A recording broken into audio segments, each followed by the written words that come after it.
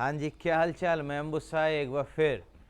तो भाई लोग, हम लोग पिछले कुछ दिनों से बातचीत कर रहे थे शिव पुराण के ऊपर। मैं अपने एक दोस्त के फार्म हाउस पे भी गया था, आपको दिखाया भी था वहाँ का। तो मैं गया था वहाँ पर, शिव पुराण को पढ़ा। शिव पुराण को पढ़ के मेरे दिमाग में ये बात आई कि कुछ चीज़ें जिनको हम मिथ कहते हैं और हम कहते हैं कि इनके आंसर नहीं है हमारे लोगों के पास, हमारे धर्म के पास, तो ऐसा कुछ भी नहीं है। काफ़ी आंसर तो मुझे सिर्फ एक शिव पुराण से मिल गए। अभी तो बहुत सारे वेद, उपनिषद, पुराण बाकी हैं। काफ़ी कुछ था जो उसमें मिला मुझको, काफ़ी कुछ मैंने आपको बताया जो अलग लगा, जिसका हम लोग कहते थे कि कोई लॉजिक नहीं है। मैंने उसके लॉजिक आपको दिए, काफ़ी कुछ बताया। और भी बहुत कुछ है बाकी तो। भैरव अवतार और जो वीरभद्र अवतार और कैसे भैरव अवतार हुआ, ये सब का भी डिटेल है। कैसे शादियाँ हुई, ये सब भी बता सकता हूँ। लेकिन ये वो प्रचलित कथाएं जो हर बार हर जगह हमें सुनने को मिल जाती हैं, हमें पता ही होती हैं ऑलमोस्ट। जो नहीं पता है वो मैं स्टार्टिंग में अपनी कुछ वीडियोस में डाल भी चुका हूँ। अगर आप मेरे चैनल पर नए हो तो सब्सक्राइब करो और पीछे की वीडियो भी देखो, आगे की भी मिलेंगी आपको। तो उसमें मैं काफ़ी कुछ डाल भी चुका हूँ, उसको आप देख सकते हैं। फिलहाल शिव पुराण पढ़ने से ये क्लियर हुआ कि धर्म में तो छोड़ ही दो आप, हमारे जीवन में शायद ये ऐसा कुछ घटित होता है जिसके पीछे कि धर्म काम नहीं कर रहा है, या जो हमारे धर्म को पता नहीं है कि ये भी होता है। सब कुछ हमारे शरीर से लेके और हमारी आत्मा तक का सब कुछ इसमें वर्णित है और बहुत अच्छे से वर्णित है। बस हम लोग पढ़ना नहीं चाहते, हम पढ़े बिना और कुछ भी करने को, कुछ भी कहने को तैयार हो जाते हैं। जो हम सुनते चले आ रहे हैं हम उसी में खुश हैं। मैंने तो पढ़ के आप लोगों को सुनाया, कुछ जो बिना पढ़े भी सुनाते आते हैं। अब जो कम्युनिकेशन गैप बता रहा था ना मैं आपको, कम्युनिकेशन गैप होता है कि एक बंदे ने दूसरे को बोला कुछ, दूसरे से तीसरे पे पहुंचा कुछ, तो हजारों साल में पहुंचते पहुंचते तो वो कुछ का कुछ हो गया, अर्थ का अनर्थ बन गया। इसी वजह से आजकल के जो हमारे यंग जनरेशन है, हमारे नए बच्चे हैं, इन लोगों को ना ये हमारी जो चीज़ें हैं, हमारी जो धर्म की किताबें हैं, किताबें तो खैर वो पढ़ते नहीं हैं, लेकिन धर्म की बातें वो मिथ लगती हैं कि कृष्ण जन्म एक मिथ है, राम जन्म एक मिथ है, शिव जी एक मिथ हैं, ब्रह्मा जी एक मिथ हैं, सब कुछ मिथ है। तो मैंने मिथ को दूर करने के लिए आप लोगों को बताया कि आदि शिव हैं जो निराकार हैं, जो हर धर्म में कहा गया है कि एक शक्ति, एक पावर है जो निराकार है, तो ये निराकार है। बाकी हमारे धर्म के सबूत आज से नहीं, हजारों साल से हैं और कहाँ नहीं मिल रहे हैं, हर जगह मिल रहे हैं मेरे भाई, हर जगह। आप जैसे मर्जी कर लो। आपको लगता है कि राम नहीं थे, चलो मैं राम से शुरू करता हूँ। अगर आपको लगता है राम नहीं थे, अच्छा लगता है, लेकिन जितने सबूत राम के बारे में मिल रहे हैं, आज से 7-8 हज़ार साल पहले थे राम जी, फिर भी आज भी सबूत मिल रहे हैं। पहले टेक्नोलॉजी इतनी अच्छी थी नहीं, अब टेक्नोलॉजी ज़्यादा अच्छी हो गई है। पहले ये सैटेलाइट्स जो थे ना, ये अपना सोनोग्राफी इमेजेस नहीं भेजा करते थे, अब भेजने लगे हैं। इससे धरती के अंदर का भी बहुत कुछ पता चलता है। जैसे कि राम जन्मभूमि के ऊपर जब विवाद हुआ, तो उस विवाद में जो दूसरा पक्ष है उसने कहा कि ये जो राम मंदिर के जो हम क्लेम कर रहे हैं वो प्लेन धरती है। समय बाद जब खुदाई हुई, वहाँ से खंबे निकले। जब खंबे निकले तो उन्होंने कहा अरे ये खंबे तो उसके हैं, मस्जिद के हैं जो इसमें निकले हैं। मगर उन खंभों पे लिखा हुआ निकला संस्कृत में। और फिर उन्होंने कहा कि ये खंबे तो कहीं से लाके डाल दिए गए हैं। एक आध खंबा लाके डाल देगा, लेकिन उसमें सैकड़ों खंबे निकल गए। ठीक है। और जैसे कि हमारा रामेश्वरम का पुल जो कहते हैं राम जी ने बनाया था लंका से जोड़ने के लिए, आजकल जो सैटेलाइट इमेजेस आती हैं जिसमें सोनोग्राफी भी दिखाते हैं, उसमें उस पूरे राम सेतु का चित्र दिखता है हमको। तो वो भी था।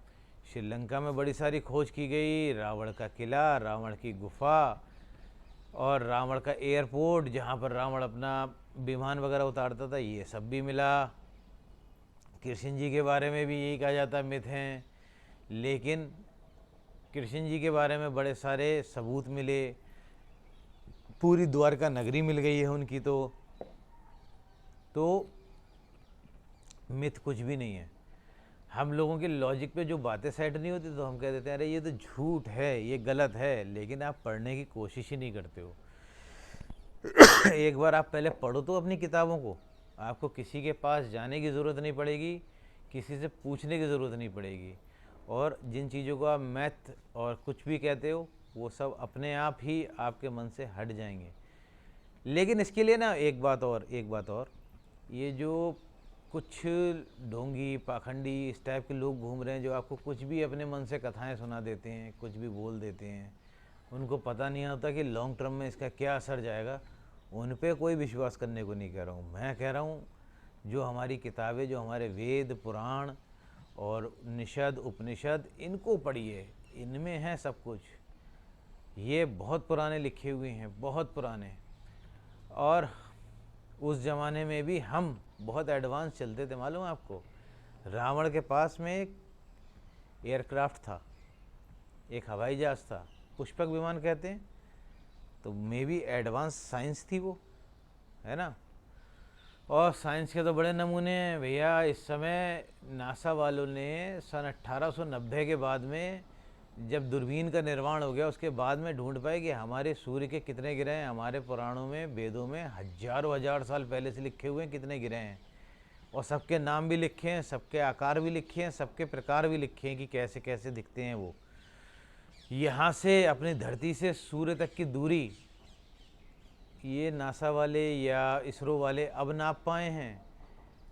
तुलसीदास जी ने 500 साल पहले जब हनुमान चालीसा का सृजन किया था तो उसमें धरती से सूर्य तक की दूरी का वर्णन कर दिया था। और उस समय उन्होंने कहाँ से पढ़ा था? हमारे वेदों पुराणों, यानी कि हमारा जो उस समय का एडवांस विज्ञान था उससे ही उन्होंने पढ़ के ये सब चीज़ें निकाली थी। और एग्जैक्ट जितनी उन्होंने दूरी लिखी है ना, नासा ने कंफर्म किया जी इतनी ही दूरी है। आपको शायद जान के आश्चर्य होगा, नासा ने जब से इन चीज़ों को देखा है, नासा में हमारे बहुत सारे वेद गीता इन सब चीज़ों को कंसीडर करने लगे हैं। वहाँ पर इन चीज़ों से सर्च करी जाती है। लेकिन हम अपने देश में साला कहते हैं कि नहीं ये गलत है, ये मिथ है, ये ऐसा नहीं है, ये वैसा नहीं है। अरे यार पहले पढ़ो तो चीज़ें। कितना पढ़ा? कुछ नहीं पढ़ा। लोगों से सुन सुन के आपने अपना एक ज्ञान, एक ऑरा बना लिया, उसके अंदर ही जी रहे हो। पढ़ो, पता चलेगा। मैं नहीं कहता रोज़ व्रत रखो, रोज़ पूजा करो, सब कुछ करो, कोई ज़रूरी नहीं है। लेकिन जिस धर्म में पैदा हुए हो, और महान धर्म जो कि हजारों हजार साल पहले से चला आ रहा है, उसकी निंदा भी तो ना करो। तो भाइयों, शिव पुराण पढ़ के मुझे तो इतना पता चला कि हम कोई मिथ नहीं है, हम किसी मिथ के पीछे नहीं भाग रहे हैं। अब अगर मिथ कहने पे आ जाऊं तो भैया, मुस्लिम धर्म में कहा है कि कुरान की आयतें ऊपर से डायरेक्ट उतर के आई हैं। ऐसा नहीं है, इनकी भी अलग कहानी है कि इनके जो मोहम्मद साहब थे उनके दिल में डाली, उन्होंने बोली, किसी ने लिखी, ऊपर से उनके दिल में आ गई, किसको क्या पता है। तो इसको भी तो मिथ बोल सकते हैं, लेकिन आप बोल नहीं सकते। अगर इसको मिथ बोल दिया तो फिर पंगा हो जाएगा। अपने धर्म के लिए हम कुछ भी कह सकते हैं, ये गलत है। ऐसा कहना बहुत गलत है, ये कभी नहीं कहना चाहिए। पहले अपने बारे में जानकारी ले लो, तब आपको पता चलेगा मिथ नहीं है, बहुत महान है। खैर, मुझे बड़ा गर्व है कि मैं एक महान धर्म से प्रेरित हूँ, महान धर्म को का अनुयायी हूँ। इसको मानता हूँ, इसको मानता भी रहूँगा, और इसके बारे में आपको आगे जानकारियाँ भी देता रहूँगा। मिलते हैं फिर किसी और वीडियो में, किसी और मुद्दे पर, किसी और चीज़ के बारे में बात करते हुए। फ़िलहाल शिव पुराण के बारे में ये आखिरी था एपिसोड। जो मुझे जानना था, जो मुझे बताना था, बता चुका हूँ। और कुछ याद आएगा इसमें से, मैं पढ़ता चला गया। कई बार हो सकता है मैं पढ़ने की रोह में इतना आगे बढ़ गया, मुझे याद ही नहीं रहा इस पे वीडियो बना लूँ। मग्न हो जाते हैं कई बार। तो कुछ और याद आएगा, मैं उस पर फिर वीडियो बना के आपके लिए पेश कर दूँगा। मिलते हैं, बाय।